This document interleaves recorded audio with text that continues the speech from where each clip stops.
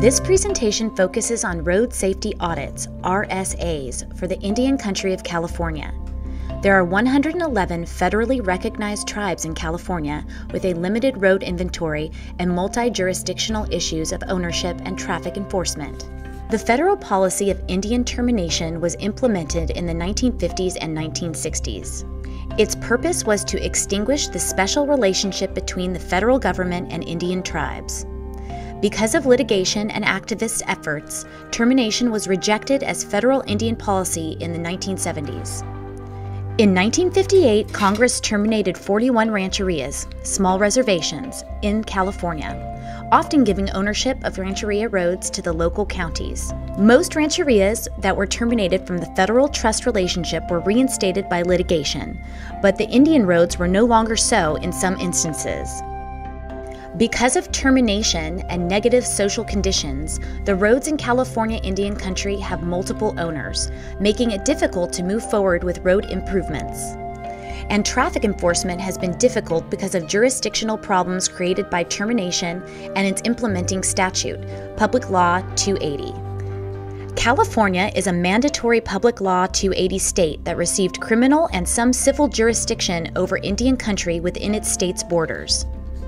Indian termination has created jurisdictional problems for the tribes of California, and the roads of California Indian country are part of that jurisdictional mess. Are the roads of Indian country in California safe? The answer is a resounding no. Most of the roads are old and incomplete in design, engineering, and traffic enforcement. The crash data for California Indian roads is insufficient and does not measure road safety effectively. While the national data shows that fatalities and serious injuries are down, in Indian country, those incidents are on the rise. Road safety audits may provide an accurate picture of the safety conditions of the Indian roads in California. And the implementation of the audit recommendations will increase safety. What is a road safety audit? Who does one? At what cost? So, road safety audits, or road safety assessments, for those who are afraid of that audit word, are a tool that Federal Highways has been pushing for about 12 years now. And it's an analysis tool that I think is sometimes getting confused with these transportation safety plans we keep talking about. So kind of based on the applications we got for Safety Fund, some people requested a tribal safety plan, but when they described it, what they were really describing was road safety audit. And I know government's good about making things confusing like that, so wanted to try to clarify some of that. I have two pictures in the back. You probably can't see them, so I'll blow them up here, but there is a difference. And so here's kind of what a transportation safety plan looks like, or the development of one, is a bunch of people sitting around in a room talking about safety. And then a road safety audit is a bunch of people out on the roadway looking at the road and figuring out how a specific roadway can be improved. So a little more details. With the transportation safety plans, they're intended to be a document that looks at a large geographical area, so maybe a reservation or a community, and determining what are the categories of problem areas that could be attacked reasonably in a reasonable amount of time. A very high-level plan, what can be done to address some of these topics. So here's data from a tribal safety plan that was being developed. They looked at their data, kind of organized it, and each of these people, figures on here, represents 10 deaths over a 5-year period in each of these categories. So they looked at this and used this tool to select what we'll call emphasis areas are, and then started to look at what they could do to make a difference in that area. So when the tribal safety plan, again, this is not a road safety audit. When it's written out, what it looks like is basically you've selected an emphasis area or a category of crashes, and you've tried to describe why that was selected. So whether data drove that selection, or there was enough community input, or maybe a small number of your crashes are, say, pedestrian crashes, yet compared to statewide, you're still really highly overrepresented for pedestrian crashes. So something like that to describe in the safety plan why that emphasis area was selected, so that when a partner is looking at it, they understand why you selected that. And then getting into, again, high-level strategies of what you might do. So here we've got roadway departure and curves was determined to be a problem. They looked at their road network and saw that while only 15% of the road mileage was actually curves, 40% of their fatal crashes were occurring where a vehicle left the roadway in a curve. So this was their biggest emphasis area. And then looking at strategies that could be implemented, they looked at maybe improved signage or improved friction, like Ken talked about earlier. You know, some of those strategies would be things that they look to find locations within their road network to build some of those things. And then other, again, this is supposed to be a multidisciplinary effort, so some other disciplines than just engineering, the two things I mentioned were engineering, but like here the like 911 people were saying it was difficult to tell where somebody was when they're on a long roadway and they crash in a curve. So they looked to do some sort of location markers to identify, so that somebody could, on the phone, could describe where they were.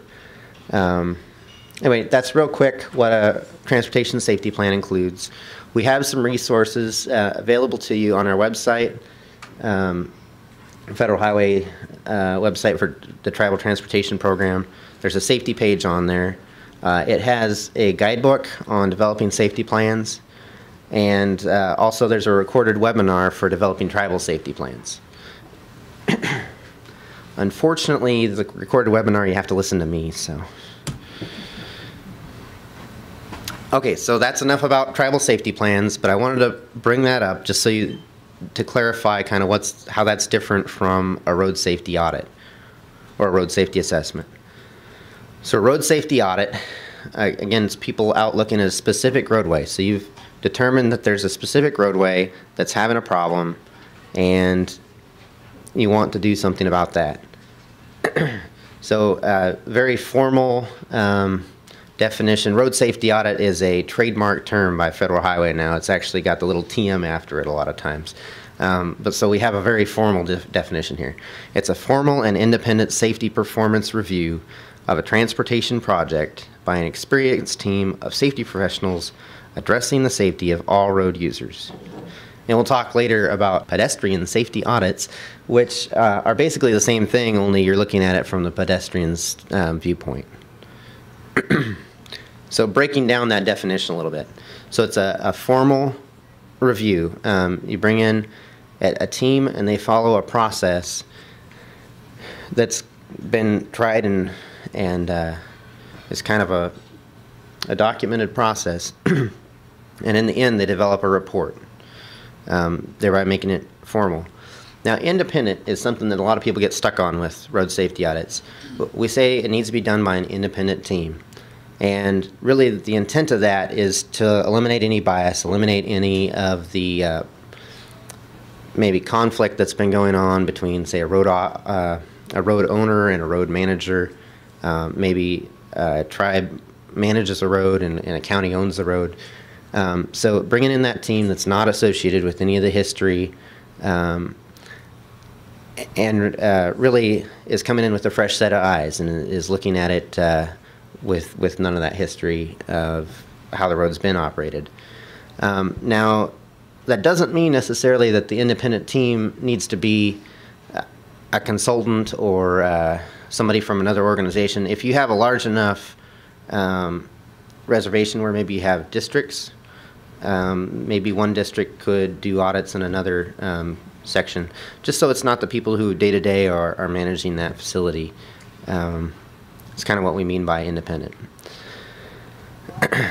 And then performance, we'll talk a little bit more about when you might do road safety audits. You want to have a team with some experience, and again, you want to consider everything from the pedestrian in a wheelchair to maybe a larger vehicle where you really need to think about sitting higher, or you know, a sports car where you're down really low. How are all the road users seeing and using this facility? Okay, but we're not just out there to check standards. It's not just a check to see if it's engineered correctly, or if all the right signs are in all the right places. Those things do come out of a road safety audit, but ultimately the goal is to go out and see how are people interacting with the roadway as it is out there. And so part of it will be looking at crash data, and we'll get into the process here in a second.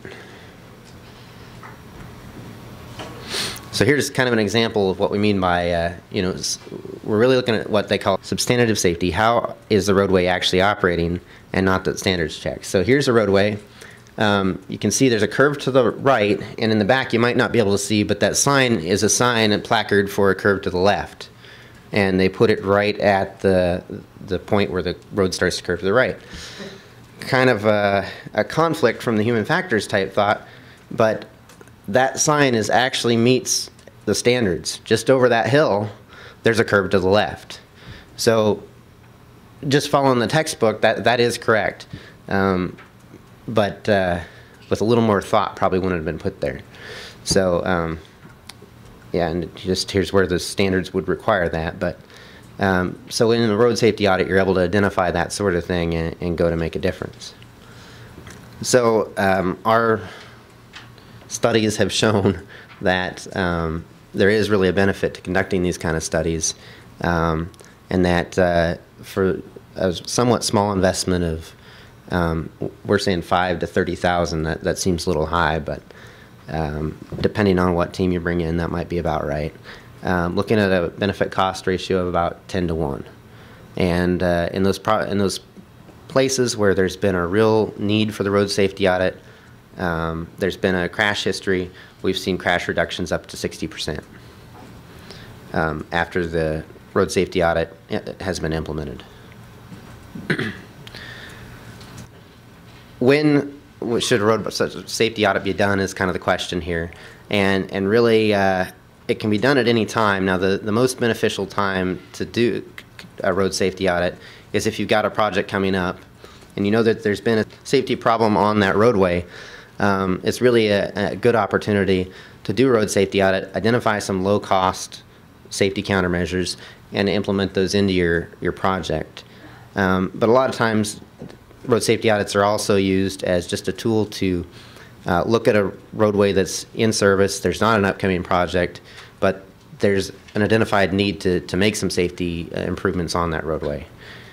So all this busyness says pre-construction stage, construction stage, or post-construction are all appropriate times to do a road safety audit if there's a need. So real quick, there's an 8-step formalized process that Federal Highways has out there, and we'll go through it real quick. But the steps are 1, identify a project, 2, select a team, 3, to conduct a kickoff meeting, 4, to look at the data and then perform a field review, 5, analyze the data that's been collected and the information from the field, prepare a report, 6, to present the findings, or the draft findings at least, to the owner, 7, the owner then is to respond to those findings, and then finally the implementation of the recommendations is the final step.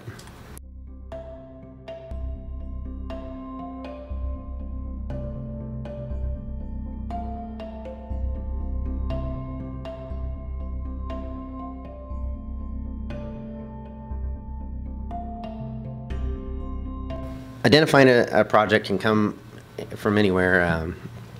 It could be that you have an elaborate system that analyzes data, and you've identified, some states will do this. They'll every year look at their roadway network, determine where their highest crash facilities are, and they'll go out and maybe do a road safety audit on some of those higher crash facilities. But that doesn't have to be where a road safety audit comes from. So it could be that you have enough public concern over a certain roadway, or maybe you're responding to a incident that's happened and there's a need to do something on a roadway. Maybe you've lost a community member on a particular road, and you're looking for some way to improve safety on that roadway. So as you identify the project, then if you're not the roadway owner, a very important part of this is to actually get the owner's permission. So when I do a road safety audit, I won't go out unless the road owner has actually given me a letter and said, yeah, we're good with this study, and not only are we good with it, but when it's all done, we will respond to those findings and decide what we agree with and what we'll implement, what maybe we won't.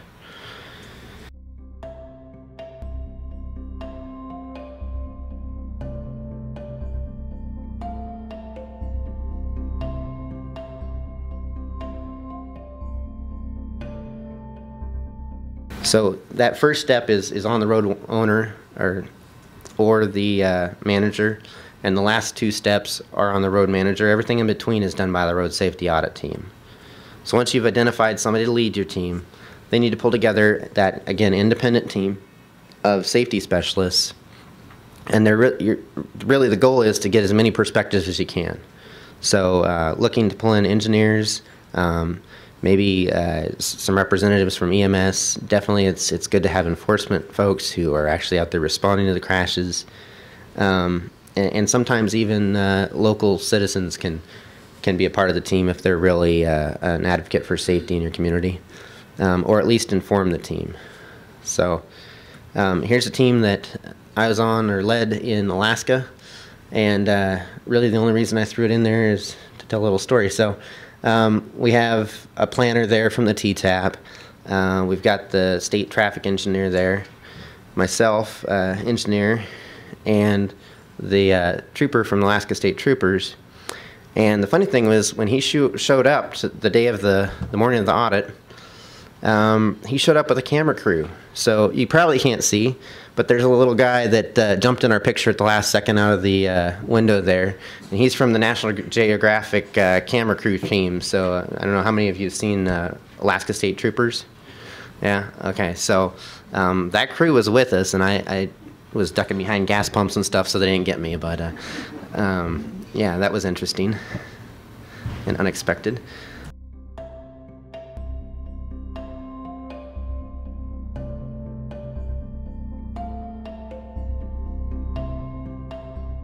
And so you've got the team, and really the first thing the team does is they sit down with the road owner and the operator, and they talk about what's been going on. What are the problems?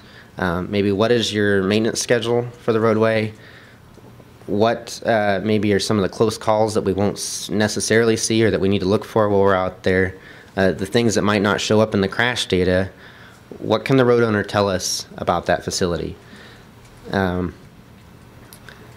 And then part of that too is just getting phone numbers and, hey, if we're out there and we have a question, who do we talk to?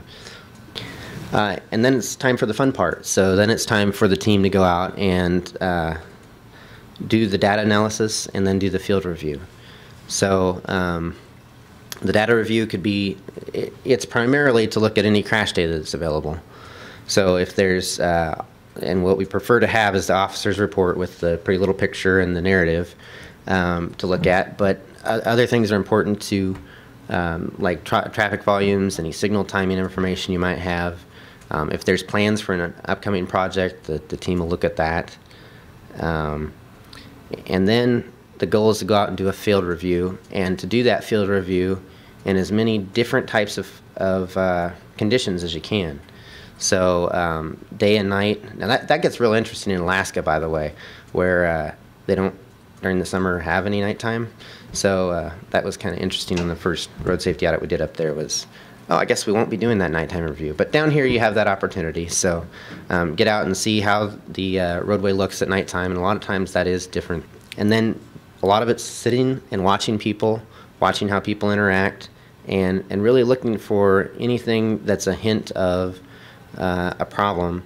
It's a hint of people not perceiving what they need to safely operate through this intersection or through this facility.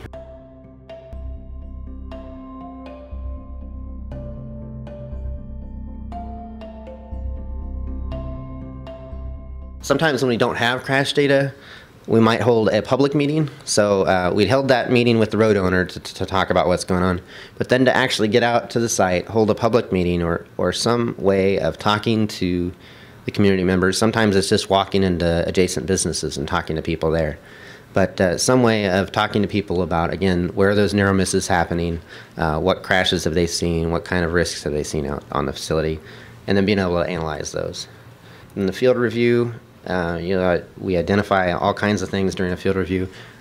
Here's a case where this roadway curved around, as you can see in the picture there, and it's banked just super elevated, just like you would for a curve. But then there's a pullout, and what you don't see is there's a straight drop off after that pullout. And the pullout is angled or super elevated away from the roadway and actually into that pullout. And then through talking to the community members, we were able to identify that there was actually a vehicle at the bottom of that pullout. So there's also real simple things that'll show up, like there might be, say, a signing issue. Maybe a sign's in the wrong place, or it would be better to have it located somewhere else. I showed you earlier the curve sign that should be located elsewhere. So it can be anything from real simple issues to complex issues. But the idea of the road safety audit is to first identify the issues and then identify what can be done to solve them. And when we do that identification of what can be done to solve them, which is the next step, to look at what can be done to solve the problem in anything from a low sort of cost, simple-ish type things that can be done to address that issue, to the other end of the spectrum, which might be full reconstruction. Okay, so once those issues have been identified, we try to rank them a lot of times, and just here's sort of a matrix we use, looking at how frequently does a crash occur, and then when a crash does occur related to an issue, how severe is it, and then just gets a letter grade. This is more detailed than I wanted to get into, so.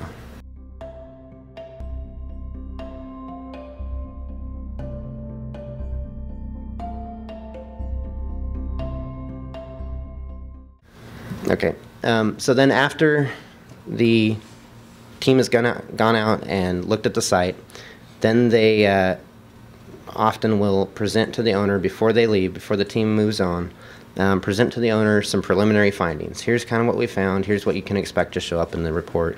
And that really gives the owner an opportunity to say, well, that really, we're already addressing that, or there may be other things the team doesn't know that come out during that meeting. So then the RSA team, or typically the team leader, will put together a report, formal written report, considering all the information that was collected, and submit it to the owner. And with that submittal, ask for, again, that response. So the owner is expected to prepare a formal written response back, really to document, in case there's ever any legal question, that the study was actually used in some format. Supposedly, road safety audits are covered under some U.S. code, that they're not discoverable, that they were done for the purpose of improving safety. And we've never really seen that challenged, to my knowledge. And then so finally, the last step would be to implement the recommendations from the road safety audit. The Indian country of California is very diverse. The demographics and geography change dramatically from region to region. When we decide to conduct a road safety audit, we must be able to adjust the audit model presented here. We must provide efficiency and effectiveness. There are things that need to remain consistent. The auditing team must be independent. You don't want the employees overseeing the local roadwork to be the auditors, just like you would not want your bookkeeper to be the financial auditor. Independence is essential. Secondly, the ever-changing federal policy in Indian affairs has made complex the identification of roadway ownership in California Indian country. There may be multiple owners, missing ownership documents, or no ownership documents. There may be a need to proceed by contacting the practical owner to initiate a road safety audit. We must move forward with RSAs in California Indian country to reduce fatalities and serious injuries from crashes on reservation roads. The The safety of Native communities is the responsibility of all the users of our public roadways both on and off Indian lands.